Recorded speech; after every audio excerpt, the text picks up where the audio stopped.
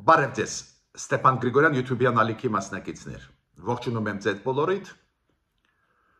Այսօր նոյեմբերի 6-ն է, շարունակում ենք մեր աշխատանքը։ Այսօր մենք անպայման կանդրադառնանք այն ընտրություններին, որոնք անցան Միացյալ Նահանգներում, երկու նահանգներում եւ Նյու Յորքում, որտեղ որ շատ համոզիչ հզոր հաղթանակ տարան դեմոկրատները, պարտվեց Դոնալդ Տրամպը, դա ինչ է նշանակում։ Կխոսենք պարզ է Հայաստանի հետ կապված իրադարձությունների, օրինակ Արմեն Գրիգորյանը Հայաստանի Հանրապետության անվտանգության խորհրդի քարտուղարը Մոսկվայում էր այս վերջի երկու օրը, Սերգեյ Շոյգուի հետ ունեցել են բանակցություններ, ինչ է ասել Շոյգուն Արմեն Գրիգորյանի, ինչ է նշանակում Շոյգուի ասածը, ակնհայտ կարևոր բաներ էին այնտեղ ասվել մեզ, ուրեմն դրա հետ կապված քննարկում կանենք։ Ես պետք է ասեմ, որ Արարատ Միրզոյանը 3 ելույթ ունեցավ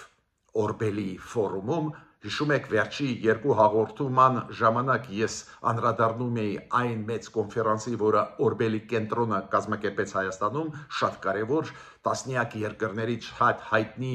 փորձագետներ կային։ Հիշում եք Նիկոլ Փաշինյանի ելույթի մասին մենք խոսեցինք, 3 Արարատ Միրզոյանի ելույթներ, ուստեղ ես ասելիք ունեմ, քանի որ հարցերը տրված Արարատ Միրզոյանին շատ բանի մասին են խոսում։ Հարցերը տրված Ադրբեջանի, Թուրքիայի, Իրանի, եվրոպական երկրների փորձագետների շատ բանի մասին են խոսում, անպայման դրա մասին նաև մենք խոսենք։ Պետք է ասեմ, որ արքեպիսկոպոս Եզրասը ստացավ շքանշան Պուտինի ձեռքից, ինչ է դա նշանակում, նաև դրա մասին ենք խոսալու։ Ուրեմն այսօր կարևորագույն հարցերի շուրջ մենք պետք է խոսենք, խնդրում եմ ձեզ բաժանորդագրվել, կիսվել, լայքել, դա աշխատացնում է, արագացնում է աշխատանքը մեր YouTube-յան ալիքի։ Ուրեմն Նյու Յորքի քաղաքապետ ընտրվեց Զահրան Մամդանի, 34-ամյա շատ ակտիվ տաղանդավոր քաղաքական գործիչ, հետաքրքիր ծրագիր ինքը ներկայացրեց Նյու Յորքի քաղաքացիներին, դրա պատճառով էլ իրան ընտրեցին, ինքը դեմոկրատ է, բայց ինչն էր շատ հետաքրքիր։ Մի քիչ ավելի ուշ կասեմ իր ծրագրերի մասին, բայց առաջինը ինքը ինչ ասեց այն պայից հետո, երբ որ պարզ դարձավ, որ ինքը ընտրվեց, ինքը ասեց, որ ինքը կպայքարի Դոնալդ Տրամպի դեմ, կպայքարի այդ նկրտումների դեպի ավտորիտարիզմ գնալը, որը դրսևորում է Դոնալդ Տրամպը։ Լուրջ մարտահրավեր նետած Դոնալդ Տրամպի։ Զահրան Մամդանին, գիտեք, իր ծրագրերը կապված էին գների հետ, բնակարանների Նյու Յորքում, վարձակալությամբ գների հետ, ահավոր բարձր գներ են, այդ հայտնի է, մարդիկ բողոքում են Նյու Յորքում, փաստորեն ամբողջ աշխատավարձը պետք է տան, որ ամսական փակեն վարձի իրանց տների, ես չեմ ասում, որ բավական բարձր են գները սննդամթերքի, տրանսպորտի գները շատ բարձր են, ու ստեղ ինքը առաջարկություն է արեց, օրինակ, որ Նյու Յորքում նաև լինի անվճար հասարակական տրանսպորտ։ Ինչն է ստեղ կարևոր, սոցիալական ինքը առաջարկություն արեց, ժողովուրդը իրան ընտրեց։ Դոնալդ Տրամպը բավական ցավոտ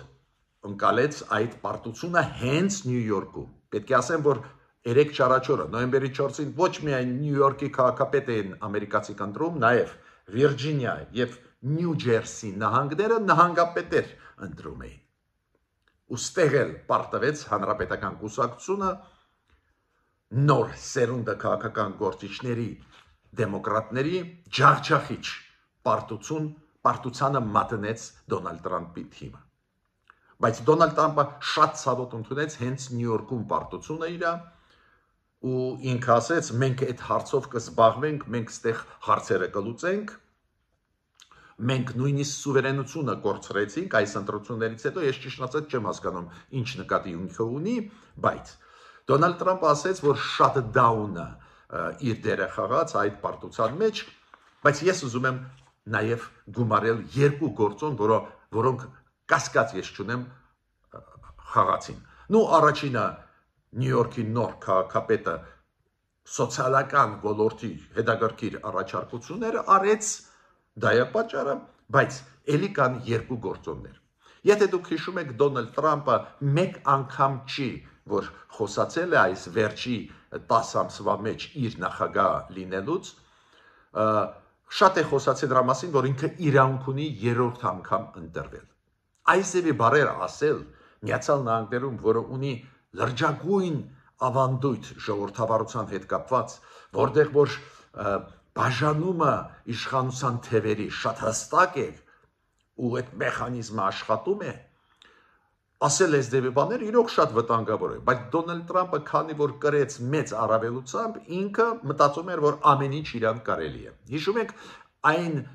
ուղղակի մի քանի օր առաջ այն անցկացված մեծ բողոքի ակցիաները No King, դες իրանք չեն ուզում ամերիկացիք, որ թակավոր իրանց մոտ լինի ու բողոքի ակցիաներ անցավ ամբողջ Ամերիկայում մասնակցել են մոտավորապես 7 միլիոն մարդ ու Դոնալդ Թրամփը արհրամարական այդ մարդկանց մասին խոսեց։ Ու ստացավ, պատասխան ստացավ նահանգներում Վիրջինիա, Նյու Ջերսիում եւ Նյու Յորքի քաղաքացիներից ստացավ պատասխան։ Ջախջախի չպարտվեց հանրապետական կուսակցությունը։ Բայց ես այնուամենայնիվ էլի երկու գործոն ուզում եմ ասել, որոնք ազդեցին այս ընտրություններին։ Մեկը նոր ասեցի, դրա հետ է կապված, որ Դոնալդ Թրամփը անընդհատ խոսում էր, որ երրորդ անգամ իրավունք ունի ընտրվելու, ժողովուրդը ասեց, չէ, դու իրավունք չունես, սահմանադրությունը թույլ չի տալիս։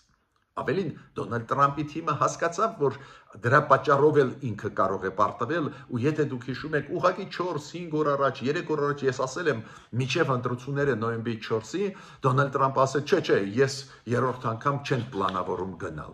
Բայց դա չշտկեց վիճակը, չփրկեց, քանի որ միջ այդ Դոնալդ Թրամփը մի 5, 6, 7 անգամ մենակ ես եմ հիշում, որ ինքը ասեց, որ ինքը ուզում է ընտրվել երրորդ անգամ ու օրենքը թույլ կտա կամ եթե պետք լինի, մենք օրենքը կփոխենք։ Ժողովուրդը պատասխան տվեց Դոնալդ Թրամփին։ Ու մյուսը էլ ավելի իմ կարծիքով զգայուն։ Միգուցե ընտրությունների ժամանակ ներսում Միացյալ Նահանգների ընդունված չի շատ շոշափել արտաքին հարաբերությունների հարցեր, բայց կասկած չունեմ, որ Միացյալ Նահանգների քաղաքացիները ամբողջ երկրում ֆիքսեցին, որ Պուտինը կարողանում է մոնիպուլացնել Դոնալդ Թրամփին։ Ալյասկայում խաբեց Պուտինը Դոնալդ Թրամփին, ավելի ուշ խաբեց ու ասեմ ձեզ ինչ ասեցին պաշտոնյաները երեք Ռուսաստանի, որ Դոնալդ Թրամփը ուզում է հանդիպել Պուտինի հետ, Պուտինն էլ դեմ չի, բայց պատրաստ չի իրավիճակը այդ հանդիպման համար։ Պարզ է, Միացյալ Նահանգների քաղաքացիները հասկանում են, որ մոնիպուլացնում է Թրամփին Պուտինը, երբ ուզում է խաբում է, երբ ուզում է ինչ ուզում անում է, ու պարզ է դա էլ իր հետքը թողեց ընտրությունների ժամանակ եւ Նյու Յորքի քաղաքի եւ երկու Միացյալ Նահանգների նահանգներում։ Այո, դա լրացուցիչ ընտրություններն են, մեծ ընտրությունները կոնգրեսի կկայանան ուղիղ 1 տարի հետո 2026 թվականին, բայց այս ընտրությունները 3-4 օրվա Միացյալ Նահանգներում ցուցիչներ էին։ Հիմա անցնում են հայկական հարցերի, մեր հուզող հարցերի, նաև շատ ու շատ հուզող մեզ հարցերին։ Արքեպիսկոպոս Եզրասը, որը Ռուսաստանի հայ առաքելական եկեղեցու թեմի առաջնորդն է,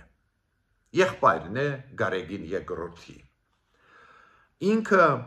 ստացավ Պուտինից անձամբ Կրեմլում 3-4 օրը նոյեմբերի 4-ին շքանշան, Ալեքսանդր Նևսկու շքանշան, ամենաուժեղ մեծ շքանշանը Ռուսաստանի։ Զարմանալի է։ Ինչու պետք է հայ եկեղեցու սպասավորներից գլխավոր սպասավորներից մեկի Ռուսաստանը տա այսևի բարձր շքանշան։ Էդ էլ տա ազգային միասնության օրը։ Նոյեմբերի 4-ը հայտարարված է Ռուսաստանում ազգային միասնության օր։ Ու երբ որ կարդում ես ինչու այդ շքանշանը ամենաբարձր Ռուսաստանի համակարգում պետական տրվեց իրեն, գրված է, որ ռուս ազգի միասնության ամրապնդման գործում ունեցած ներդրման համար։ Բայց ինչքան գիտեմ, Եզրասը եպիսկոպոսը հայ է ազգությամբ, ինչքան գիտեմ ինքը Ռուսաստանում ներկայացնում է հենց հայ առաքելական եկեղեցին, այլ ոչ թե ինչ որ քաղաքական ուժեր կամ հասարակական ուժեր կամ ռուսական եկեղեցին, ինչ կապ ունի ինքը ռուս ժողովրդի միասնության հետ։ Գիտեք, ճիշտը ձեզ ասեմ, շատ մտահոգվեցի, շատ այդպես վառ օրինակն է, որ ցավով պետք է ասեմ, որ մեր գլխավոր դեմքերը հայ առաքելական եկեղեցու կապվածություն ունեն ուժեղ Ռուսաստանի հետ։ Ու այդ կապվածությունը թուլացնում է Հայաստանը, թուլացնում է մեր եկեղեցին։ Դա է պատճառը, որ ես կրկնում եմ իմ ասածը, որ Գարեգին երկրորդը պետք է հրաժարական տա։ Գիտեք, մենք շատ կարող ենք խոսել Նիկոլ Փաշինյան Գարեգին երկրորդ վարչապետ Նիկոլ Փաշինյան Գարեգին երկրորդ հակադրության մասին, շատ տարբեր կարծիքներ լսել, բայց ես իմ կարծիքը ասել եմ, շատ վատ է, որ մեր եկեղեցին շատ մոտ է ռուսական համակարգի, շատ մոտ է ռուսական նարատիվները ստեղ տարածում է, շատ վատ է, որ մեր եկեղեցու սպասավորները առանձին ակտիվ մտան քաղաքական դաշտ, պայքարելով ընտրված Հայաստանի Հանրապետության իշխանությունների դեմ, խախտելով այն սկզբունքը, որ եկեղեցին տարանջատված է քաղաքական պրոցեսներից, կառավարությունից, Հայաստանում դա սահմանադրությունում ֆիքսված է, շատ վատ է դա։ Ու լուծումը, որ մեր եկեղեցին չտրողվի, շատ հասարակ է, մարդիկ, ովքեր պրոռուսական են, նաև եկեղեցուն պետք է հրաժարական տան դուրս գան։ Պարզ է, մենք հարգում ենք, սիրում ենք հայ առաքելական եկեղեցի, գնահատում ենք մեծ լուման մեր եկեղեցու հայ ժողովրդի կայացման, հայ ժողովրդի զարգացման, մեր ավանդույթները պահպանման ու մեծամաս սպասավորները հայ առաքելական եկեղեցու ազնիվ սկզբունքային հայրենասեր մարդիկ են, բայց վերնախավի մասին է խոսքը։ Ուրեմն իմ կարծիքը չի փոխվել, Գարեգին երկրորդը պետք է հրաժարական տա ու այն շքանշանը, որը տրվեց, հիշում եք 2020 թվականի պատերազմից հետո Պուտինի կողմից Գարեգին երկրորդին, ես եթե չեմ սխալվում, այդ շքանշանը իրան տվեց, որոշում ընդունեց Պուտինը, բայց տվեց դեսպանը Ռուսաստանի Հայաստանում գտնվող ու Գարեգին երկրորդը դա ընդունեց, չնայած որ Ռուսաստանը ակնհայտ պատերազմում 2020 թվականի բռնեց Ադրբեջանի կողմ, հիշում եք Պուտինի հայտարարությունները Ղարաբաղի հետ կապված, որ դա անբաժանելի մաս է Ադրբեջանի։ Ու հիմա եղբայրը Գարեգին երկրորդի արքիեպիսկոպոս Եզրասը ընդունեց ուղղակիորեն ձեռքից Պուտինի բարձր շքանշանը Ռուսաստանը։ Անցնում ենք մյուս կարևորագույն մեզ համար հարցի։ Արմեն Գրիգորյանը, Հայաստանի Հանրապետության անվտանգության խորհրդի քարտուղարը գտնվում էր այս վերջի 2 օրը Մոսկվայում։ Այո, մեր կառավարությունը վաղուց է հայտարարեց, որ Արմեն Գրիգորյանը կմասնակցի ԱՊԵ երկրների խորհրդի նիստին, հենց անվտանգության խորհուրդների քարտուղարների նիստին ԱՊԵ երկրների։ Դուք հիշում եք, Սուրեն Պապիկյանը հրաժարվեց ԱՊԵ երկրների այն նիստին մասնակցել, որտեղ որ պաշտպանության նախարարները պետք է լինեին, մենք ողջունեցինք, բայց Արմեն Գրիգորյանը գնաց այն նիստի, որը վերաբերվում էր անվտանգության խորհրդի քարտուղարների նիստին։ Դա կայացավ երեկ Մոսկվայում։ Ես պետք է ձեզ ասեմ, ի սկզբանե, որ ես միշտ դեմ եմ, որ մեր բարձր պաշտոնյաները գնան Մոսկվա, դա լի է վտանգներով, բայց այս անգամ ես չեմ քննադատե ու պատճառը շատ հասարակ է։ Տեսակ Սուրեն Պապիկյանը չգնաց, ուրեմն դա գիտակցված որոշում է մեր կառավարության։ ԱՊ երկրների մյուս միջոցառումների խոշոր չգնալ, բայց Արմեն Գրիգորյանը պետք է գնա, ուրեմն կային հարցեր, որոնք պետք է քննարկվեին Ռուսաստանի հետ։ Կուտակվեցին այդ հարցերը, հաշվի առնելով կախվածությունը Ռուսաստանից, ակնհայտ է, որ անհրաժեշտություն դրա կար։ Նորից կրկնում եմ, միշտ մտահոգված եմ, երբ որ բարձր պաշտոնյաները Հայաստանի գնում են Ռուսաստան, բայց այս անգամ ես դա վերագրում եմ նրան, որ ինչ որ կարևորագույն հարց կար, ուզած չուզած մերոք պետք է գնայի։ Ու Սերգեյ Շոյգուի այսօրվա Ռուսաստանի անվտանգության խորհրդի քարտուղարի ասացից ես հասկացա, որ հենց դրա պատճառով մերոնք գնացին շոշափելու համար։ Կարող է Ռուսաստանի դիրքորոշումը ինչ որ չափով փոխվեց, քանի որ մերոնք ինչ են ասում։ Այդ Թրամփի ուղին, որը կա, այդ ծրագրի շրջանակներում մենք բաց ենք բոլորի արժև, նաև Ռուսաստանի։ Ու գնաց Արմեն Գրիգորյանը նայելու բան փոխվեց Ռուսաստանի մոտ թե ոչ։ Ի սկզբանե ասեմ ոչ մի բան չփոխվեց, բայց հիմա կբացատրեմ ինչից ելնելով ես ասում եմ, որ ոչ մի բան չփոխվեց, Ռուսաստանի քաղաքականությունը հակահայկական քաղաքականություն է։ Ուրեմն Սերգեյ Շոյգուն եւ Ռուսաստանը ասեց եւ Հայաստանը, որ Սերգեյ Շոյգու հանդիպեց Արմեն Գրիգորյանի հետ երկկողմ հանդիպում եղել է։ Բայց միջ այդ նոյեմբերի 5-ին երեք եղավ նիստը ԱՊ երկրների անվտանգության խորհրդի քարտուղարների նիստը Մոսկվայում։ Սերգեյ Շոյգուն նախագահում էր, քննարկում գնաց։ Գիտեք, նիստ ես կրահում եմ, որ նիստ, որտեղ որ Սերգեյ Շոյգու գլխավոր թեման կլինի քննադատել Արևմուտքը, որ Արևմուտքը աշխատում է ԱՊ երկրների պետությունների հետ, նորից մեղադրանքներ, որ Արևմուտքը ուզում է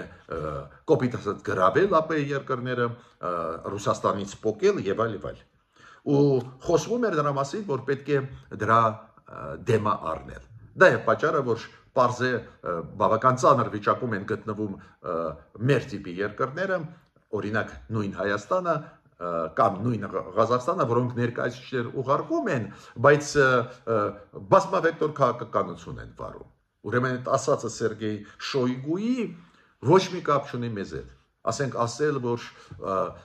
Արևմուտքը վտանգ է մեր երկրների համար, ուղիղ հակառակը, օրինակ մեզ համար ակնհայտ վտանգը նորից գալիս է Ռուսաստանից։ Որտեղից ես հասկացա, դա շատ հասարակ բան է։ Երբ որ տրվեց ինֆորմացիան Արմեն Գրիգորյանի եւ Սերգեյ Շոյգուի հանդիպումից հետո իրանք հանդիպեցին, քննարկեցին հարցեր, պարզ է, ինչ հարցեր, երկկողմ հայ ռուսական եւ պարզ է անվտանգության ոլորտ եւ այլ, եւ պարզ է հայ-ադրբեջանական խաղաղության այդ process-ը, ճանապարհների բացումը, հնարավոր Ռուսաստանի մասնակցությունը, պարզ է, չէ՞։ Բայց Ռուսաստանը ոնց տվեց ինֆորմացիա, դա է կարևորը։ Որ Շոյգուն ասեց, որ Զանգեզուրի միջանցքը եւ Հյուսիս-Հարավ այս ծրագիրը, դե գիտեք, Հյուսիս-Հարավը որն է։ Իրան, Ադրբեջան, Ռուսաստան։ Այս երկու ծրագրերը Հյուսիս-Հարավ եւ Զանգեզուրի միջանցք իրար չեն հակասում, նույնիսկ կարելի է համատեղ աշխատել։ Բայց նայեք, ինչ տերմին օգտագործեց Հայաստանի ներկայացուցիչի հետ Սերգեյ Շոյգուն։ Օգտագործեց Զանգեզուրի միջանցք։ Եթե ինքը օգտագործեց Զանգեզուրի միջանցք Ադրբեջանի պաշտոնյայի հետ ու ինքը դա օգտագործեց, ինչ որ չափով մենք կարող ենք հասկանալ։ Ադրբեջանը այն ճանապարհների, որոնք պետք է բացվեն Նախիջևանից, Հայաստանով, Ադրբեջանը այլ ճանապարհներ, որ Ադրբեջանի մասով, որ Զանգեզուրի միջանցքն է, ինչ անենք, հիմա պնդում է Ադրբեջանը։ Բայց հայկական մասով դա կոչվում է Թրամփի ուղի կամ մեղրի ճանապարհ, բայց Շոյգուն օգտագործեց Զանգեզուրի միջանցքը։ Այսինքն ինքը ասեց, որ մեզ համար դա Ադրբեջանի ճանապարհն է, Ադրբեջանի հետ կապված։ Ու մյուս նախադասությունը ել ավելի որոշիչ, որը ցույց է տալիս Ռուսաստանի դիրքորոշումը այս հարցերում, որ նոյեմբերի 9, 2020 թվին չի փոխվի, Ռուսաստանը հետ չի կանգնի։ Սերգեյ Շոյգու ասեց, որ այո, այդ Զանգեզուրի միջանցքը պետք է ապահովի կայուն կապ Նախիջևանի եւ Ադրբեջանի միջև։ Դες այս ծրագիրը Ռուսաստանը նայում է միայն Ադրբեջանի եւ իր տեսանկյունից, իր շահերից։ Ուրեմն իմ ասածը, որ Ռուսաստանը չի փոխում դիրքորոշումը, որ նույնիսկ մեր կառավարության կողմից այս դրական մեսիջները, որ այո, այդ մենք անում ենք ամերիկացիների հետ, բացում ենք ճանապարհները Հայաստանի հարավում, Դոնալդ Տրամփ ուղի ճանապարհ, ստեղ կարող է ունենալ Ռուսաստանը ասում է ոչ, դա Զանգեզուրի միջանցքն է։ Ու պարզ է, որ Շոյգուն ասեց Արարատ Միրզոյանին, կներեք, Արմեն Գրիգորյանին, մեր անվտանգության խորհրդի քարտուղարին ասեց, որ Ռուսաստանը մեծ լումա ունի, որ խաղաղություն կա Հայաստանի ու Ադրբեջանի միջև։ Ինչը սուտ է, հենց Հայաստանը Ադրբեջանի հետ փոխվելով Ռուսաստանի ազդեցությունից, սկսելով երկխոսություն տանել ու հետո ներգրավելով այդ process-ի մեջ նույն Դոնալդ Տրամփին, նույն Եվրոմիությանը հասան հաջողության, դա սուտ է, ինչ ասում է Սերգեյ Շոյգու, բայց ինքը նորից կրկնեց, որ մենք ենք գլխավորը, ամերիկացիք մենակ խոսում են, Տրամփը հեսա 8-րդ, 9-րդ կոնֆլիկտ լուծում, իբր լուծում է ծաղրելով, ասեց Սերգեյ Շոյգուն, մենք ենք այս խաղաղությունը հաստատել կամ դեպի խաղաղություն գնալու։ Ակնհայտ սպառնալիք մեզ համար, ակնհայտ վտանգավոր թեզեր մեր դեմ ուղված եւ այս ծրագրի դեմ ուղված, Թրամփ ուղի ծրագրի դեմ ուղված։ Այո, միգուցե ճիշտ էր նույնիսկ գնալ, ու Արմեն Գրիգորյանը գնաց, բայց միատել դա ցույց է տալիս, որ մենք ճիշտ ենք, երբ որ մեր կառավարությունը ասում ենք, որ Ռուսաստանը չի ուզում, որ հարավում ճանապարհը Հայաստանը վերահսկի, սուվերենությունը Հայաստանը լինի, հենց Ռուսաստանը ուզում է գա Ադրբեջանի հետ միասին Զանգեզուրի միջանց կոչի այդ ճանապարհը անցնող Հայաստանի եւ ինքը վերահսկի։ Նայեք, Հայաստանը կարողացավ լուծել լրջագույն հարց, ուստեղ Ղազախստանը մեզ շատ օգնեց, համոզեց Ղազախստանի նախագահ Ալիևին, որ Ղազախստանից եկող ծորենը դեպի Հայաստան, Ղազախստանը հիմա տալիս է ծորեն Հայաստանին, ծախում է ծորեն, մեզ համար դա շատ կարևոր է, քանի որ դա կոչվում է դիվերսիֆիկացիա, պարենային անվտանգություն, մենք ստանում ենք այլընտրանքային ծորեն, ոչ միայն Ռուսաստանից, ուստեղ Ղազախստանի նախագահի դերը մեծ է, Ալիևը համաձայնվեց, մենք գովացինք, ասացին շատ լավ է, որ Ալիևը համաձայնվեց իր տարածքով թույլ տալ, որ ծորենը իր երկաթգծով Ղազախստանից գա Ադրբեջան, Ադրբեջանից գնա Վրաստան ու մտնի Հայաստան, Ռուսաստանը խառնվեց։ Ռուսաստանը ակտիվ, ագրեսիվ պահանջեց Ադրբեջանից, որ ռուսական ծորենն էլ Ադրբեջանով գնա, ու այդ կամ ճնշումը մեծ էր, որ Ադրբեջանը պարզ է, եթե Ղազախստանին թույլ է տալիս ծորեն ուղարկել Հայաստանը Ադրբեջանի տարածքով, պարզ է տվեց հնարավորություն Ռուսաստանի։ Ու այդ ծորենը մտավ Հայաստան, նույնիսկ ինչքան հասկանում եմ ղազախական ծորենից շուտ։ Ինչի խառնվեց Ռուսաստանը։ Ինչի Ռուսաստանը, չէ, մեր երկաթգիծը Ադրբեջանով թող մտնի Վրաստանով, հետո գա Հայաստան, մեր երկաթգծով, այդ առաջինը, որ իրանք ասում են մերն է երկաթգիծը։ Այդ մեղրիում, որ վերականգնվելու է երկաթգիծը, դա էլ մերն է։ Այդ են իրենք ասում։ Բայց մյուս կարևորագույն նպատակը Ռուսաստանի, որ այլընտրանքներ չզարգանան։ Ինչու համար է մեզ պետք ծորենը Ղազախստանից կամ Ուկրաինայից ապագայում։ Դա էլ պետք է մտածենք, որ Ուկրաինայից ծորեն բերենք, այնտեղ բարձր որակի ծորենը ու բավական էժան։ Ինչու սա պետք։ Ստեղ նույնիսկ գինը, որ նույն Ղազախստանի ծորենը ավելի էժան է Ռուսաստանից։ Նույնիսկ գինը գլխավորը չի։ Գլխավորը, որ դու ստանում ես այլընտրանք, որ Ռուսաստանը ինչ որ պայից քեզ շանտաժ չանի։ Ոնց ռուս սահմանապահները ադրբեջանցի ակտիվիստների հետ, էկոլոգների հետ փակեցին Լաչինի միջանցքը։ Ու սովի մեջ պահում էին 10 ամիս Ղարաբաղի հայերին։ Այլընտրանք չկար։ Ու հիմա Ռուսաստանը մտահոգված է, որ Հայաստանը ստացավ Ղազախստանի ծորեն, որը այլընտրանք է Ռուսաստանի ծորենի։ Ու շատ ակտիվացավ նույնիսկ մտավ հիմա ծորեն, ասում են մենք կլցնենք Հայաստանը ծորենով, որ անհրաժեշտություն չլինի առնել Ղազախստանից։ Բայց վտանգը ինչու՞մ է, որ վաղը եթե Աստված ոչ անի, ինչ որ անսպասելի վատ զարգացումներ լինեն, որ մենք չունենանք այլ ընտրանք, որ Ռուսաստանը կարողանա Ղարաբաղի պես մեզ շրջափակման մեջ պահի։ Ավելին, Ռուսաստանը դա հասկանում է։ Դուք գիտեք ինչ ասեց Օվերչուկը այսօր։ Օվերչուկը փոխ վարչապետը Ռուսաստանի ինքը ասեց դա ապրելու ծորեն է։ Դες առանց դրա Հայաստանը չի կարողանալու ապրել առանց այդ ծորենի։ Միտքը ինչու՞մ է։ Իրանք շատ լավ հասկանում են, որ այդ մենաշնորը եթե կորցնեն Հայաստանը ավելի անկախ կլինի։ Ու կարևորագույն այսօր թեմայից ես ուզում եմ մի քանի խոսք ասել։ Դուք գիտեք, որ ես մանրամասն ձեզ վերջի 2-3 հաղորդումների ժամանակ ներկայացրել եմ Օրբելի կենտրոնի կողմից Օրբելի ֆորում անցկացված Երևանում 3 չարաչորը այս վերջի 3 օրը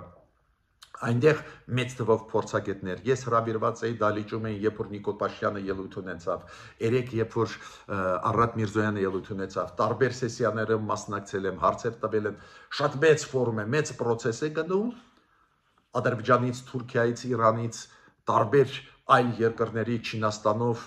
Ամերիկայով փորձագետներ շատ հետաքրքիր է որ ստեղ հաճվեցին այս ինտելեկտուալ պոտենցիալը այդ երկրների ու ես հիշում եք խոստում տվեցի 3 ձեզ այսօր ներկայացնեմ Արարատ Միրզոյանի ելույթից մի մասը քանի որ Նիկոլ Փաշինյանի ելույթից եւ արձագանքներից ես խոսեցի Արարատ Միրզոյանին էլ շատ կարեւոր էր այո դա նույն կառավարությունն է կարծես թե Արարատ Միրզոյանը շատ բաներ ասեց որոնք պարզ է համահունչ էին նրան ինչ ասեց վարչապետը նույն թիմն է նույն կառավարություն Բայց կարևորը Արարատ Միրզոյանի ելույթից հետո հարց ու պատասխանի ժամանակներ։ Ստեղ դու հասկանում ես, ինչ են հասկանում մեր քաղաքականությունից այլ երկրների ներկայացուցիչներ։ Օրինակ, Իրանի փորձագետը մի հարց բարձրացրեց Արարատ Միրզոյանին։ Ինքը ասում է, այ դուք ասում եք, որ ամեն ինչ լավ է։ Այս ճանապարհը Թրամփ ուղի ճանապարհը բոլորի համար օգտակար կլինի։ Բոլորը կարող են օգտվել։ Բայց դուք գիտեք, որ նոր սանկցիաներ Միացյալ Նահանգները կիրառեցին Իրանի դեմ։ Այս նոր սանկցիաներին դուք կմիանաք թե ոչ։ Ինչ եմ ուզում ասել։ Մենք ուզում ենք, որ բոլորի համար լավ լինի, որ այս խաչմերուկը խաղացան աշխատի, որ հակասություններ մեծ չլինեն, բայց կյանքում բավական դժվար է, քանի որ օրինակ նույն հակասությունները Միացյալ Նահանգներ Ռուսաստան լրջագույնն են այսօր։ Օրինակ, Միացյալ Նահանգներից Լաուրա Լինդերման, շատ հայտնի փորձագետ, որը Միացյալ Նահանգների խորհրդի արտաքին հարաբերությունների հարցերով խորհրդի անդամ է, դա շատ հայտնի ամերիկյան կազմակերպություն է, շատ ազդեցիկ աշխարհով մեկ։ Ինքը ասեց դրական խոսքեր այդ Խաղացան խաչմերուկ, այդ ծրագրերի մասին շատ ու շատ լավ բաներ ասեց, խոսեց, փայլուն։ Բայց երբ որ հարցրեցին Ռուսաստանի համար տեղ կա, ինքը զարմացավ այդ հարցին։ Ինքը ասում է, ես չեմ կարծում, որ կարող է այդտեղ Ռուսաստանը ինչ որ ներդնում ունենալ կամ Ռուսաստանը մասնակցել այս ծրագրի մեջ։ Ուրեմն, մի բան է մեր ցանկությունները, նաև մեր ցանկությունը խաղացան գնալ, բոլորը գոհ լինեն, որ ոչ ոք ակտիվ դեմ չաշխատի, բայց երբ որ հարցեր տալիս ես կամ այդ հարցերը տալիս են, հարցերից պարզ է դառնում, որ պարզ է Միացյալ Նահանգները այդ ծրագիրը, որ սկսեն իրականացնել ու տիկին Լաուրա Լինդերմանը ասեց, երբ որ հարցրեցին, ինչ է հիմա արվում Միացյալ Նահանգներ Հայաստան այդ համատեղ ընկերության համար, որ Սյունիքում սկսվի աշխատանք վերակառուցում մեղրի երկաթգիծը, ինքը ասեց, այ հենց հիմա այս օրերին, նոյեմբերի 4-ին 5-ին, հենց Ամերիկայում նստած են փորձագետները Հայաստանի, Ամերիկայի քննարկում են այդ հարցերը։ Դες կա շարժ, բայց ինքը ասեց, մենք չենք տեսնում ստեղ տեղ Ռուսաստանի համար։ Ինչը ինձ համար շատ հասկանալի է, նույնը Իրանի փորձագետը ինք ասեց լավ, դուք լավ մեսիջներ եք ուղարկում, մենք գնահատում ենք, բայց ասենք Միացյալ Նահանգները կհամաձայնվեն, որ Իրանը օգուտ քաղի այս ծրագրից, Տրամփ ուղի ծրագրից, քանի որ նոր սանկցիաներ կիրառեցին, ու Հայաստանը այդ սանկցիաների կմիանա, թե ոչ։ Ստեղ Արարատ Միրոյանի պատասխանը իմ կարծիքով շատ ճիշտ էր, ինքը ազնիվ ասեց, որ Հայաստանը կկատարի այդ սանկցիաները չի խաթարի, սանկցիաները չի շրջանցի, բայց ինքը ասեց այլ ոլորտներ կան շատ ու շատ Իրանի հետ, որոնք մենք կխորացնենք։ Այո, կարելի ասել, որ լավ պատասխան է, բայց ցանկացած դեպքում մարդիկ բարձրացնում են հարցերը։ Նույնը Թուրքիայի ներկայացուցիչը լրագրող էր Թուրքիայից, հարց բարձրացրեց, ասեց, գիտեք, հայ-թուրքական հարաբերություններում ինչ որ դուք ասում եք, շատ նման է նրան, ինչ ասում է Թուրքիայի արտգործնախարարը պարոն Ֆիդանը, որ գնում է երկխոսություն Հայաստան-Թուրքիա, այդ շատ լավ է եւ այլն, բայց կբացվի սահմանը, թե չի բացվի, այդ ասեք մեզ։ Ադրբեջանի ներկայացուցիչը, Ադրբեջանի լրագրողը, դուք հիշում եք, ես երեք ձեզ պատմել եմ Ադրբեջանի փորձագետների ասածը, իրանց բավական կոռեկտ ելույթները, բայց իրանց ասածը ասեցին, մեսիջներ ուղարկեցին, հիմա լրագրողը Ադրբեջանի։ Ինքը հարց բարձրացրեց, փոխում եք դուք սահմանադրությունը, որ խաղաղությունը հաստատվի, թե ոչ։ Կոպիտ ասած, ինքը հնչեցրեց, կարծիք բավական մոտ նրան, ինչ ասում է իշխանությունը Ադրբեջանի։ Նու անսպասելի չի մեզ համար դա, մենք գիտենք ժողովրդավարության աստիճանը Ադրբեջանում կամ ավելի ճիշտ բացակայությունը ժողովրդավարությունի, բայց ցանկացած դեպքում Արարատ Միրզոն ասեց, ես զարմացած եմ, որ դա ձեզանից է լսում,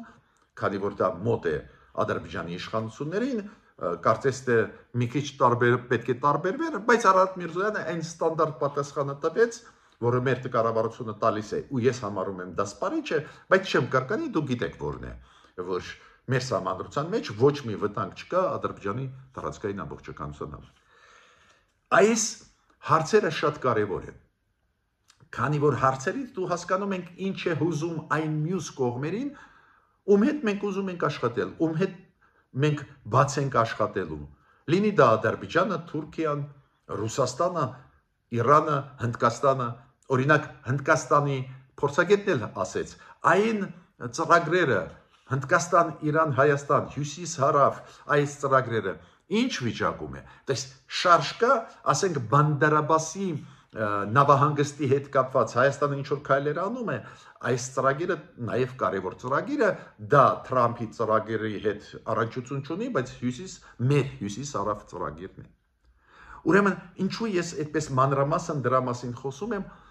քանի որ այս մարդիկ եկան ոգևորված, ուզում են աշխատել Հայաստանի հետ, հայտնի փորձագետներ, ողջունում են, որ այդ ձևի մեծ ֆորումներ անցկացվում են Հայաստանում, բայց իրենք նաև կոնկրետ պատասխաններ ուզում են։ Ու մենք պետք է եւ մեր իշխանությունները այդ կոնկրետ պատասխաններին պետք է պատրաստ լինենք։ Նայեք, Ադրբեջանը իր քայլերը անում է։ Շատերը չգիտեն, որ Ադրբեջանը օրինակ Մեծ Բրիտանիան հանեց սահմանափակումներ ռազմական ոլորտում աշխատելու Հայաստանի Ադրբեջանի հետ, Ադրբեջանը 3 թե 4 օրը ստորագրեց իրանց հետ համագործակցությունը ռազմական ոլորտում։ Դες բացվեցին ճանապարհները, իրենք այդ բացված ճանապարհները նույն պահին լցնում են։ Ուրեմն ես ավարտեցի իմ ելույթը, լուրջ զարգացումներ են գնում, եկեք հետևենք այս զարգացումներին։ Մինչ նոր հանդիպումներ։